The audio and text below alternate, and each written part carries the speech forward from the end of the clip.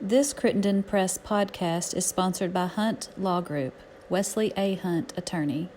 Contact Hunt Law Group for information on estate planning and wills, probate, and long-term care planning. Hunt Law Group, located at 108 East Carlisle Street in Marion.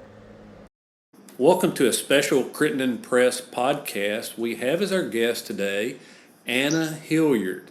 Now, many of you may know that Anna is one of the 3 confirmed positive cases of COVID-19 in Crittenden County. Anna is by profession a nurse, and out of respect for her employer, we're not going to identify who that employer is, but we will talk in generalities about her profession and the risks that are involved as we go through this pandemic. Anna, welcome to our podcast. Thank you for agreeing to do this, and just let the people of Crittenden County know, first of all, how you're doing. Well, I feel like I'm recovering. Most of my symptoms are gone now, and I know you said that we've talked about this before we started recording, and March 26th was the first day that you felt like you had some fever. Because of your job, you were self-monitoring and checking your temperature, so you didn't go, if you had this, you didn't want to go to work. So kind of take us through that timeline, if you would. well, like you previously stated, my employer had encouraged us to self-monitor, so I had started to do that.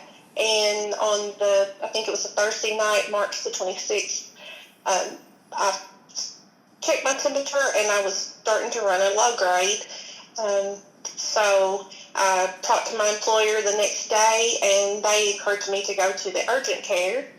And they checked me for the flu, and I was negative.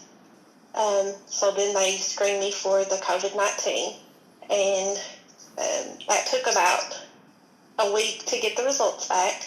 I just felt really tired on the first day, and was still running a low grade, like 99.3, 99.7, kind of in that area.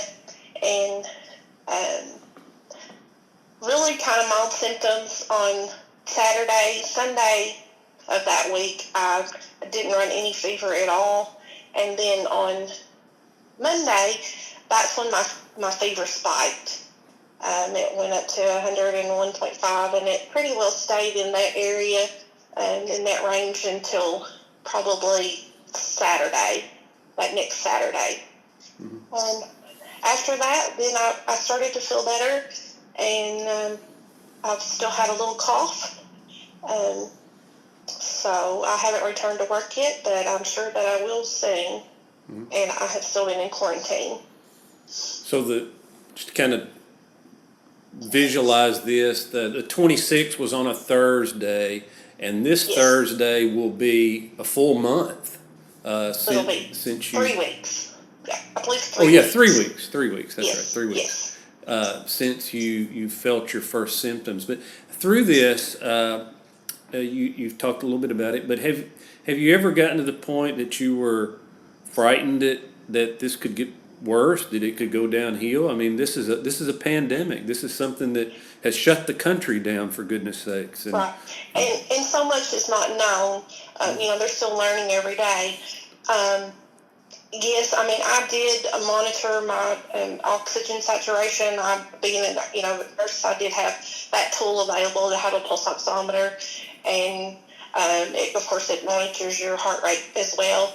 And my saturation was a little bit lower than what normal was, and my heart rate had been higher than what my normal heart rate was. So, I mean, I know that I did have some type of effect there.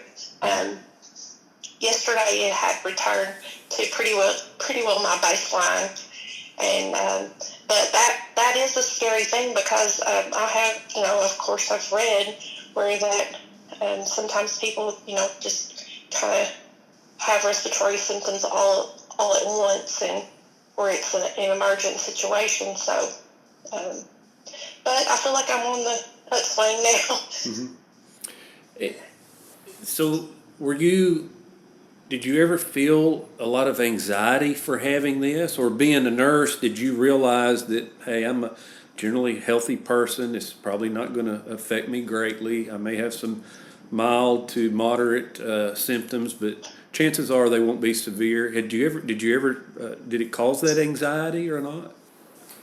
Well, I try not to let it cause that anxiety because I look at the statistics and see that, 98% recover, and it's just, I'm not for sure what the statistics were showing now, but I know at the time it was more like 2% or maybe 1.6 or 1.4%. It was fatal to, but so I felt pretty confident. It had been a long time since I had been sick with anything that was just something that was out of the ordinary. So I guess that could be a little scary, but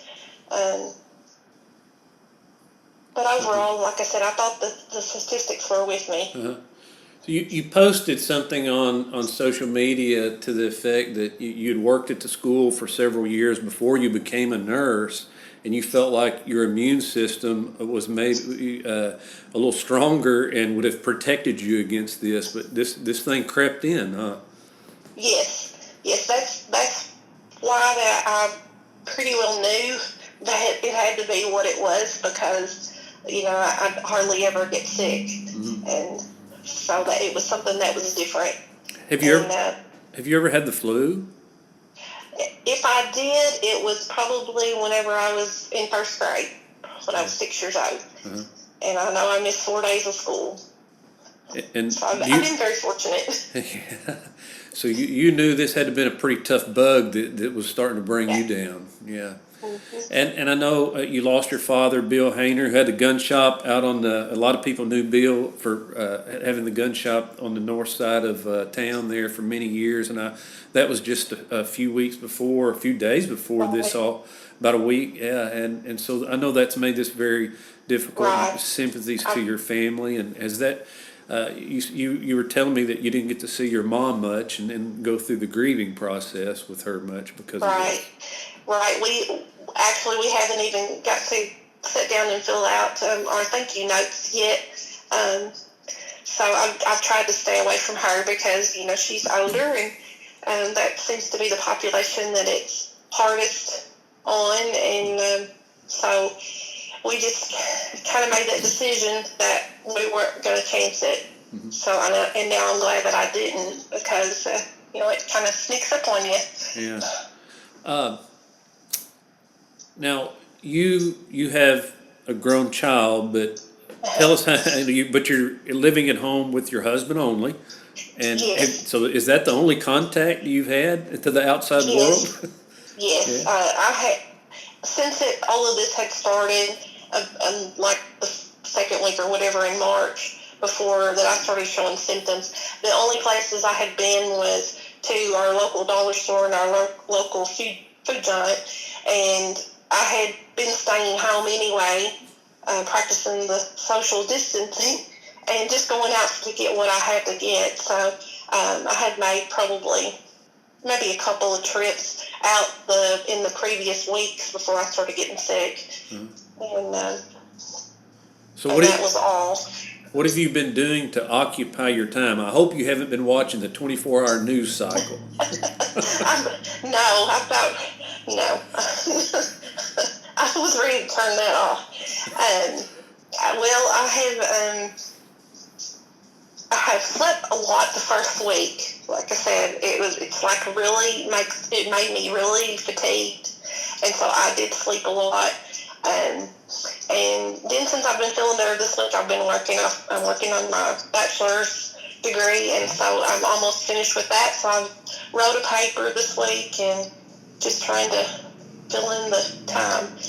Well, you've had plenty of time then, I guess, to get some things done. I know a lot of people are getting things done that they never thought they would have time to do, but you certainly didn't want to get this time off the way that you have gotten it, I'm sure.